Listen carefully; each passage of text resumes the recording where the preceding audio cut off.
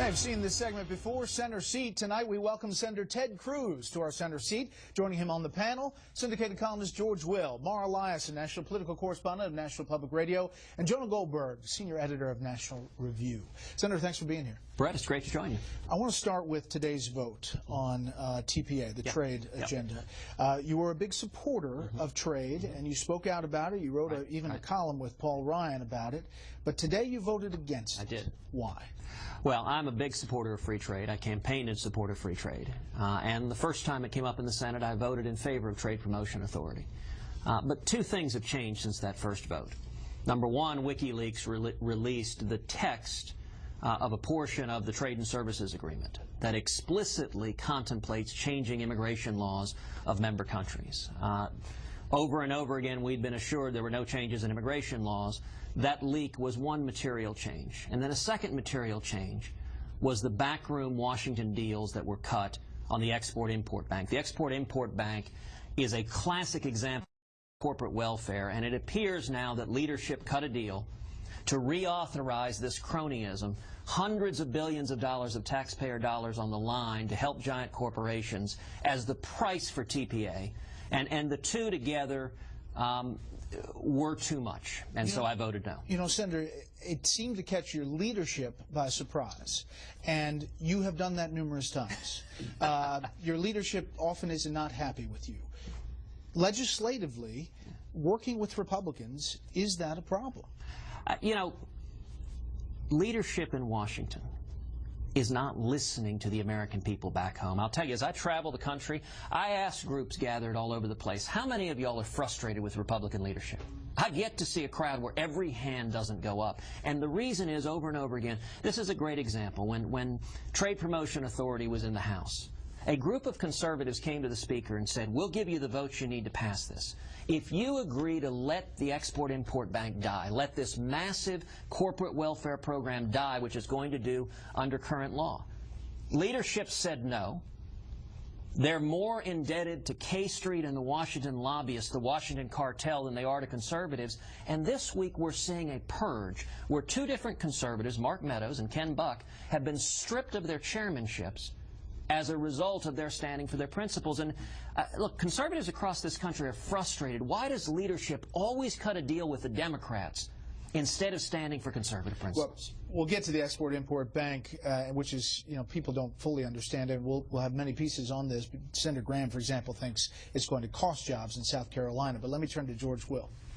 Senator, in less than 16 hours, the Supreme Court might hold that subsidies have been illegally distributed through exchanges not established by the states. If they hold that way, 6 million or so Americans might suddenly lose their health insurance. There will be a move in Congress among Republicans to extend the subsidies for 17 months to get into the next president's tenure. Could you support that? I could not. Under no circumstances should Republicans in Congress extend Obamacare. If the Supreme Court rules, as many observers expect, it will conclude that the Obama IRS violated federal law and illegally imposed billions of dollars of taxes on millions of Americans, millions of young people who are working right now. The Obama IRS is extracting taxes from them. And if the Supreme Court concludes that President Obama violated the law, the last thing Republicans in Congress should step up and do is codify his lawlessness and extends the subsidies. But the 6 million people who will be out of health insurance had to buy it. There was a mandate. They relied on this. Are they just, what do you say to them, tough? What I say is we should use this opportunity to address the real problem, which is that Obamacare has driven health insurance premiums through the roof. Remember, President Obama promised the average family's health insurance premiums would drop $2,500 under Obamacare. In actuality, the average family's premiums have risen $3,000. I've joked on the campaign trail. Every family whose premiums have dropped $2,500, they should vote for Hillary Clinton. I'll take everybody else. And we've never had a race. Excuse me to interrupt. You're saying you would not vote for a patch to take you from point A to point B. So what we should do instead, correct, what we should do instead is allow states to opt out, and allow states to opt out of everything. opt out of the individual mandate, opt out of the taxes, opt out of the employer mandate, opt out of all the mandatory coverage, which is driving up premiums for a lot more than 6 million people. You're talking hundreds of millions of people who are seeing their premiums go up for Obamacare. And let states also opt out of the taxes, opt out of the medical device tax, opt out of the investment tax, opt out of all of the crushing costs.